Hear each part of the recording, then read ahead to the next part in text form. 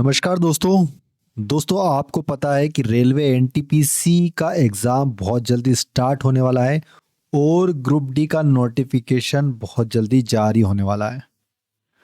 अब यहाँ पर आपको तैयारी इस तरह से करना है कि आप ये मान के चलें कि 2025 में आप रेलवे में सिलेक्शन आप 100% सिलेक्शन आपको लेना है। आपको इस तरह से तैयारी करना है और दो एग्ज़ाम अब आपके टारगेट पर होना चाहिए।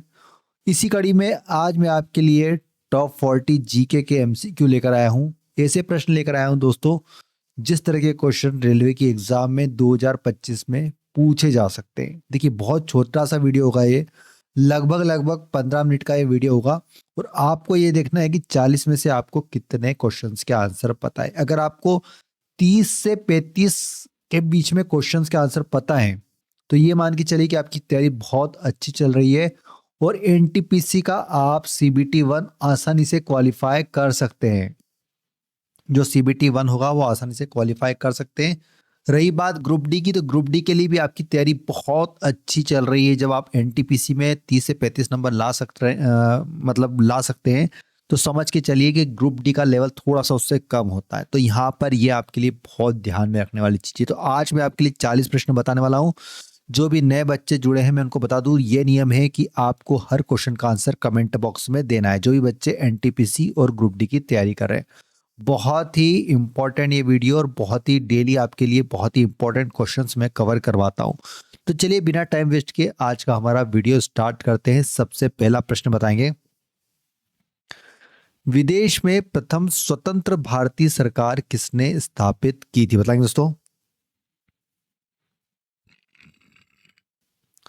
विदेश में प्रथम स्वतंत्र भारतीय सरकार इनमें से किसने स्थापित की थी? बतलाएंगे फटाफट कमेंट बॉक्स में। Very good. इसका राइट आंसर दोस्तों ऑप्शन डी, राजा महेंद्र प्रताप सिंह ने। किसने की थी विदेश में प्रथम स्वतंत्र भारतीय सरकार? राजा महेंद्र प्रताप सिंह ने। चलिए नेक्स्ट क्वेश्चन देखिएगा, भारत की विदेशी मुद्रा का सर्वाधिक भाग खर्च होता है? बताएंगे दोस्तों। भारत की विदेशी मुद्रा का सर्वाधिक भाग इनमें से किस पर खर्च होता है? तो ये दोस्तों पेट्रोलियम के आयात पर सबसे ज्यादा खर्च होता है। किस पर होता है? पेट्रोलियम के आयात पर। नेक्स्ट क्वेश्चन देखेंगे दोस्तों, नोबेल पुरस्कार प्राप्त करने वाला प्रथम भारतीय कौन है? तो सबसे पहले इनमें से किसको नोबेल पुरस्कार मिला था? वो भारतीय का आपको नाम बताना है। इसका राइट आंसर दोस्तों ऑप्शन सी, रविंद्रनाथ टैगोर। क्या हो जाएगा इसका सही उत्तर? रविंद्रनाथ टैगोर ऐसे भारतीय थे जिनको सबसे पहले नोबेल पुरस्कार मिला था। चलिए नेक्स्ट क्वेश्चन देखिएगा दोस्तों, उरुग्वे की राजधानी क्या है? बताएंगे दोस्तों, उरुग्वे की राजधानी क्या है? तो इसका सही उत्तर होगा दोस्तों ऑप्शन डी, मोंटेवीडियो। उरुग्वे की राजधानी क्या है? मोंटेवीडियो है। चलिए नेक्स्ट क्वेश्चन की ओर चलते, स्क्रीन पर देखिएगा, ऐसा कौन सा प्रथम सूफी साधक था जिसने अपने आप को अनहक घोषित किया था? जिसने अपने आप को अनलहक घोषित किया था, कौन था सूफी साधक? तो इसका राइट आंसर दोस्तों ऑप्शन ए, मंसूर हल्लाज इसका सही उत्तर हो जाएगा। कमेंट बॉक्स में आप नोट करते चलिएगा, वीडियो थोड़ा सा रोक लीजिएगा अगर थोड़ी सी स्पीड ज्यादा लग रही है तो, ठीक है ना। बहुत ही इंपॉर्टेंट क्वेश्चन है, सभी इस तरह के क्वेश्चन ही रेलवे में पूछे जाएंगे 2025 में एनटीपीसी और ग्रुप डी में। चलिए नेक्स्ट क्वेश्चन बताएंगे, निम्नलिखित में से कौन भारत छोड़ो आंदोलन में शामिल नहीं था? तो कौन नहीं था भारत छोड़ो आंदोलन में शामिल? इसका सही उत्तर है ऑप्शन डी दोस्तों, बी आर अंबेडकर भारत छोड़ो आंदोलन में शामिल नहीं थे, जबकि महात्मा गांधी, सरदार पटेल और जवाहरलाल नेहरू तीनों शामिल हुए थे भारत छोड़ो आंदोलन में। चलिए नेक्स्ट क्वेश्चन देखेंगे दोस्तों स्क्रीन पर, नोबेल पुरस्कार अल्फ्रेड नोबेल के नाम से शुरू हुआ, जिन्होंने खोज की थी? किसकी खोज की बताएंगे दोस्तों? जो नोबेल पुरस्कार अल्फ्रेड नोबेल के नाम से शुरू हुआ था, तो इन्होंने किसकी खोज की थी? तो इसका राइट आंसर दोस्तों ऑप्शन डी, डायनामाइट की। किसकी खोज की थी? अल्फ्रेड नोबेल ने डायनामाइट की खोज की थी। नेक्स्ट क्वेश्चन देखिएगा दोस्तों, उपनिषद काल के राजा अश्वपति शासक, तो बताएंगे दोस्तों उपनिषद काल के राजा अश्वपति शासक थे, कहाँ के थे? तो केकई के शासक थे। कहाँ के दोस्तों?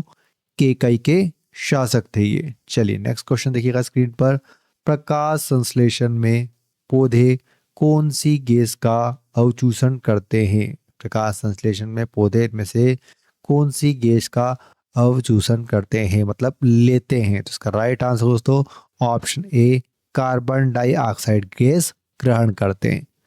अगले प्रश्न की ओर चलते हैं। खाद्यान्नों की कृषि सर्वप्रथम प्रारंभ हुई थी, बताएंगे दोस्तों। खाद्यान्नों की कृषि सर्वप्रथम प्रारंभ हुई थी, तो इसका सही उत्तर होगा ऑप्शन नंबर ए, नवपाषाण काल में। कब प्रारंभ हुई थी? नवपाषाण काल में। नेक्स्ट क्वेश्चन है, हरियाणा पंचायत चुनाव में महिलाओं के लिए कितनी फीसदी सीटें अब आरक्षित होगी? तो हरियाणा के पंचायत चुनाव में महिलाओं को 50% सीटें महिलाओं के लिए आरक्षित की जाएगी। इंपॉर्टेंट क्वेश्चन है। चलिए नेक्स्ट क्वेश्चन की ओर चलते हैं, बताएंगे जब कोई कंप्यूटर बंद होता है तब रैम में क्या होता है? देखिए, जब भी कोई कंप्यूटर बंद हो जाता है तो रैम में जितना भी डेटा होता है वो डिलीट हो जाता है, ठीक है ना। वोलेटाइल मेमोरी बोलते हैं हम इसको, क्या बोलते हैं? Volatile memory. मतलब इसका राइट आंसर होगा उस समय रैम में कुछ भी नहीं होता है जब पावर ऑफ कर दिया जाता है कंप्यूटर का। नेक्स्ट क्वेश्चन है दोस्तों, भारत का राष्ट्रीय फल कौन सा है? वेरी सिंपल क्वेश्चन है। आम को भारत का राष्ट्रीय फल का दर्जा दिया गया है। नेक्स्ट क्वेश्चन है, निम्नलिखित राष्ट्रीय राजमार्गों में से किसकी लंबाई सबसे अधिक है? सबसे लंबा राष्ट्रीय राजमार्ग बताना है। तो ये आपका दोस्तों कोलकाता हजीरा, कोलकाता हजीरा जो कि सबसे लंबा यहाँ पर राष्ट्रीय राजमार्ग है। नेक्स्ट क्वेश्चन देखेंगे, प्रसिद्ध उपन्यास प्राइड एंड प्रेजुडिस किसने लिखा था? तो जो उपन्यास है प्राइड एंड प्रेजुडिस, ये लिखा गया दोस्तों जॉन ऑस्टिन के द्वारा। किसके द्वारा लिखा गया था? जॉन ऑस्टिन के द्वारा लिखा गया था। भारत की सबसे बड़ी सिंचाई नहर इनमें से कौन सी है? तो जो भारत की सबसे बड़ी सिंचाई नहर है दोस्तों वो आपकी इंदिरा गांधी नहर है। कौन सी है? इंदिरा गांधी नहर। नेक्स्ट क्वेश्चन देखेंगे दोस्तों, मध्य प्रदेश में जीवाश्म उद्यान कहाँ पर स्थित है? तो कहाँ पर स्थित है जीवाश्म उद्यान? तो ये मंडला जिले में स्थित है। कहाँ पर स्थित है? मंडला जिले में स्थित है। नेक्स्ट क्वेश्चन है, भारतीय संविधान की कौन सी विशेष व्यवस्था इंग्लैंड से ली गई है? तो हमारे संविधान में इंग्लैंड से क्या लिया गया है? तो ये संसदीय प्रणाली, जो हमारे संविधान की जो संसदीय प्रणाली है वो इंग्लैंड के संविधान से ली गई है। नेक्स्ट क्वेश्चन देखिएगा दोस्तों, टिहरी बांध परियोजना कहाँ पर स्थित है? तो टिहरी बांध परियोजना दोस्तों उत्तराखंड, उत्तराखंड में स्थित है। कहाँ पर स्थित है? उत्तराखंड में स्थित है। अगला प्रश्न देखिएगा स्क्रीन पर, विद्युत हीटर में तार की कुंडली किस तत्व की बनी होती है? जो विद्युत हीटर होता है दोस्तों, आपने देखा होगा उसमें ऐसी ऐसी तार की कुंडली बनी होती है, तो वो किस तत्व की, किस धातु की बनी होती है? तो नाइक्रोम के तार होते हैं दोस्तों। किस तरह के तार होते हैं? नाइक्रोम के तार से बनी होती है। अगले प्रश्न की ओर चलते हैं दोस्तों। नेक्स्ट क्वेश्चन है, निम्नलिखित में से किसका प्रयोग बहुत अधिक गति वाले संचिंग एप्लीकेशन के लिए किया जाता है? किसका किया जाता है दोस्तों? Content addressable memory. किसका प्रयोग किया जाता है? कंटेंट एड्रेसेबल मेमोरी का प्रयोग किया जाता है। अगला प्रश्न है, निम्नलिखित में से किस देश के पास प्रलेखित संविधान नहीं है?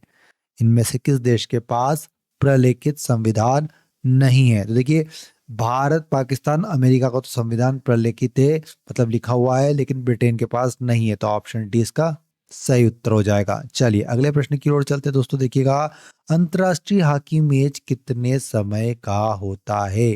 तो ये होता है दोस्तों, हॉकी मैच की समयावधि 60 मिनट की होती है। कितने मिनट की होती है? 60 मिनट। लेकिन पहले ये 70 मिनट का हुआ करता था, लेकिन अब ये 60 मिनट का होता है। चलिए नेक्स्ट क्वेश्चन की ओर चलते हैं। शिवाजी के राज्याभिषेक कहाँ और कब हुआ था? जो शिवाजी महाराज थे उनका जो राज्याभिषेक हुआ था दोस्तों वो आपके रायगढ़ में 1674 में हुआ था। कब हुआ था? रायगढ़ में 1674 ईस्वी में हुआ था। नेक्स्ट क्वेश्चन है, निम्नलिखित अभिलेखों में से किसमें अशोक का नामोल्लेख हुआ है? बताएंगे दोस्तों, निम्नलिखित अभिलेखों में से किसमें अशोक का नामोल्लेख हुआ है, नाम का वर्णन हुआ है? तो इसका राइट आंसर है गुर्जरा में। कौन से अभिलेख में? गुर्जरा के अभिलेखों में। चलिए अगले प्रश्न की ओर चलते हैं। कौन सा भारतीय राज्य अग्रणी कपास उत्पादक राज्य है? तो अग्रणी कपास उत्पादक राज्य है आपका Gujarat. Option B is right answer.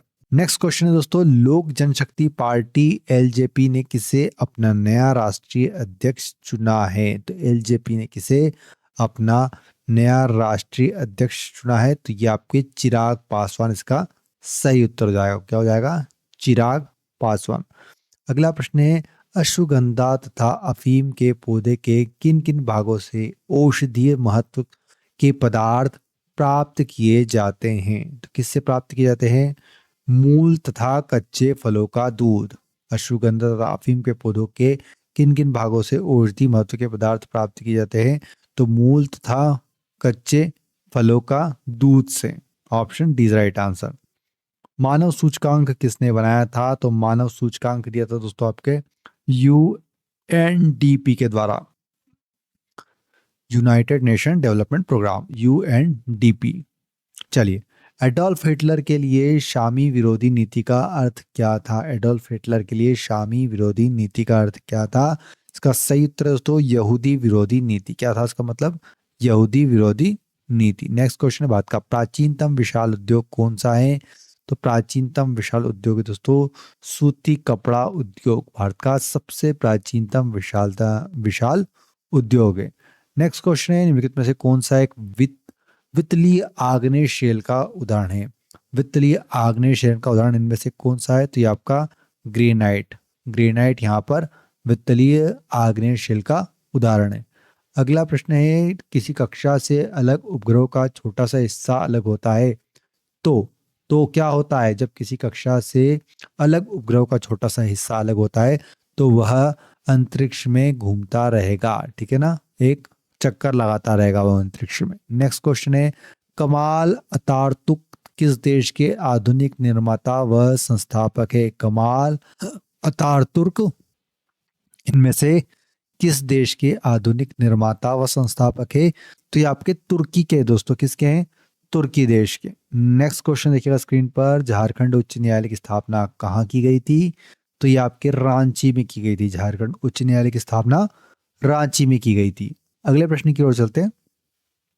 3 तत्व जिनका उपयोग रासायनिक उर्वरकों में सर्वाधिक होता है, वो कौन से 3 तत्व है जिनका उपयोग रासायनिक उर्वरकों में सर्वाधिक होता है? तो इसका राइट आंसर दोस्तों नाइट्रोजन, पोटेशियम और फास्फोरस, जिनका उपयोग सबसे अधिक रासायनिक उर्वरकों में किया जाता है। अगले प्रश्न की ओर चलते हैं, किस सेवानिवृत्त नियंत्रक एवं महालेखा परीक्षक को वित्त आयोग का अध्यक्ष बनाया गया था? तो किसको बनाया गया था? Option B A K. चंद्रा को। किसको बनाया गया था? ए.के. चंद्रा। नेक्स्ट क्वेश्चन, किसी व्यक्ति को द्वितीय अशोक कहा जाता है? इनमें से किस व्यक्ति को द्वितीय अशोक कहा जाता है?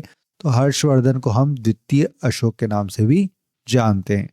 अगला प्रश्न, निम्नलिखित में से कौन सी वातावरणीय परत सूर्य की पराबैंगनी किरणों को अवशोषित कर लेती है? सूर्य की पराबैंगनी किरणों को अवशोषित कर लेती है। तो कौन कर लेता है? तो जो ओजोन मंडल होता है दोस्तों, वो सूर्य की पराबैंगनी किरणों को अवशोषित कर लेती है। दोस्तों, अगर आपको वीडियो पसंद है तो प्लीज वीडियो को एक लाइक कर दीजिएगा जाने से पहले। और अगर आप ग्रुप डी या फिर एनटीपीसी में से जिस भी एग्जाम की तैयारी कर रहे हैं, तो हम डेली हमारे चैनल पर बहुत अच्छे एमसीक्यूज लेकर आते हैं, जिस तरह के क्वेश्चन 2025 के रेलवे के एग्जाम में पूछे जाने की संभावना है। वीडियो पसंद है तो प्लीज वीडियो को लाइक कर लीजिएगा, चैनल को सब्सक्राइब कर लीजिए और वीडियो को शेयर करना बिल्कुल भी ना भूलें। वीडियो देखने के लिए बहुत बहुत धन्यवाद। जय हिंद, जय भारत, वंदे मातरम।